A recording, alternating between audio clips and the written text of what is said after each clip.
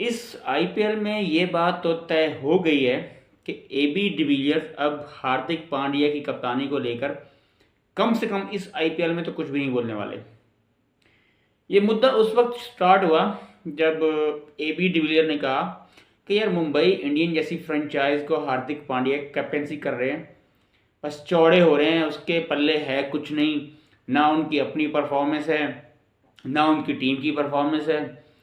तो खाम खा के उनका ना चौड़ापन है या सीना तान के चल रहे हैं। अगर देखा जाए तो मेरे ख्याल में इस सीज़न के हवाले से अगर इस पर्टिकुलर सीज़न की बात करें तो मुंबई इंडियन को और ख़ासकर हार्दिक पांड्या को बहुत किया है।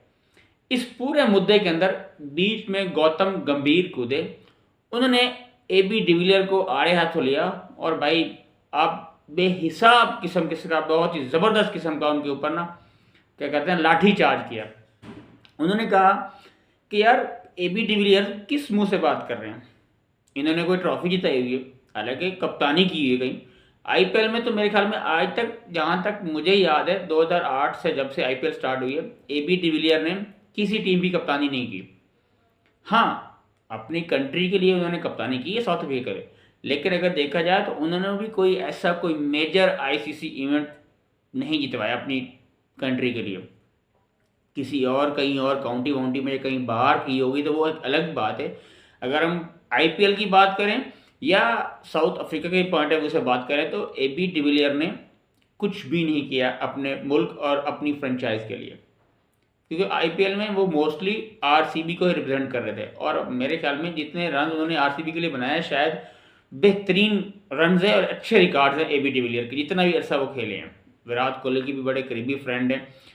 तो कहने का मतलब ये है किसी हद तक गौतम गंभीर साहब की बात सही है कि यार आप हार्दिक पांड्या को आड़े हाथों ले रहे हो, एक तो आप उसकी हर चीज़ को बड़ी ही बारीक बीनी से नोट कर रहे हो, आप दूरबीन लगा के बैठे हैं कि यार वो कप्तानी किस तरह कर रहा है, उसकी अपनी परफॉर्मेंस किस तरह है, या वो टीम को किस तरह लेके चल रहा है, या वो बॉलर को यूटिलाइज किस तरह कर रहा है, अपनी टीम का कम्बिनेशन कैसे बना रहा है। मतलब दुनिया का हर एक बंदा हार्दिक पांड्या को ट्रोल कर रहा है। जहाँ वो ग्राउंड में जा रहा है तो वहाँ उसको बू किया जा रहा है, अगर कहीं और रोहित शर्मा के मतलब उसके जो फैन है उसको अलग बू कर रहे हैं, अपने होम ग्राउंड वानखेड़े में भी उनको बू किया जा रहा है। तो कहने का मतलब ये है उस पर भी प्रेशर है, वो भी प्लेयर है। तो गौतम गंभीर ने कहा कि हार्दिक पांड्या ठीक है उनसे ब्लंडर्स हुए हैं इस टूर्नामेंट के अंदर, लेकिन हार्दिक पांड्या की as a captain Mumbai Indian के लिए ये पहली असाइनमेंट थी। आप उसको वो नहीं कह सकते कि वो फेल है। ठीक है, वो पहली फ्रेंचाइज है मुंबई इंडियन जो इस आईपीएल के अंदर बाहर हुई है, जिन्होंने 5 मरतबा आईपीएल जीता हुआ है। किसी हद तक गौतम गंभीर की बात से मैं एग्री करता हूँ। ये वही गौतम गंभीर है जिसने 2012 और आई थिंक 2014, अगर मुझे याद पड़ रहा है, 2012 और 2014 के लिए वो केकेआर के लिए एज ए कैप्टन वो विन कर चुके हैं आईपीएल को, और करंटली वो केकेआर के मेंटोर है।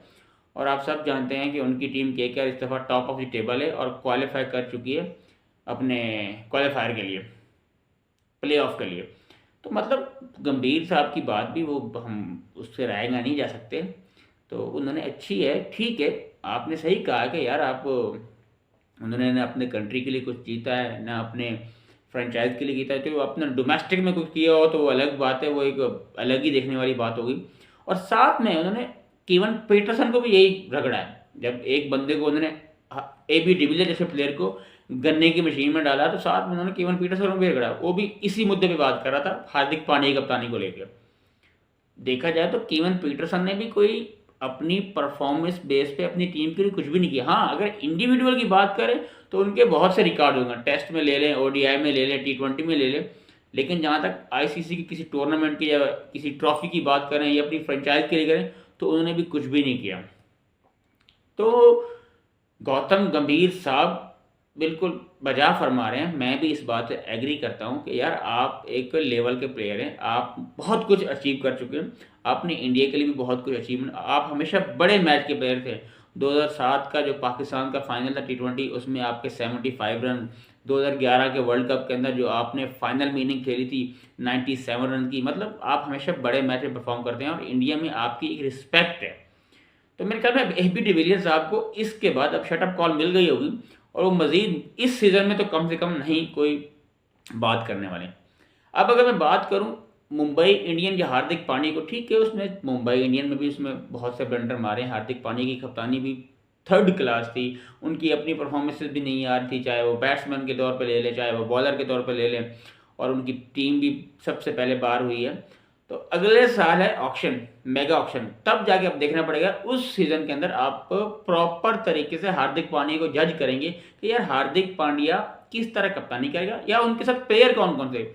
अब ये भी देखना पड़ेगा कि क्या रोहित शर्मा अगले सीजन में मुंबई इंडियंस के साथ होंगे या किसी और फ्रेंचाइज के साथ, या ये भी देखना पड़ेगा कि सिर्फ रोहित शर्मा जाते हैं या उसके साथ जसप्रीत बुमराह या स्काई या तिलक वर्मा, जिस तरह की खबरें आ रही हैं। खैर वो तो वक्त ही बताएगा, लेकिन मेरे ख्याल में अगले सीजन में हार्दिक पांड्या और मुंबई इंडियन का पता चलेगा वो किस तरह परफॉर्म करेगी और किस डगर में जा रही है मुंबई इंडियन।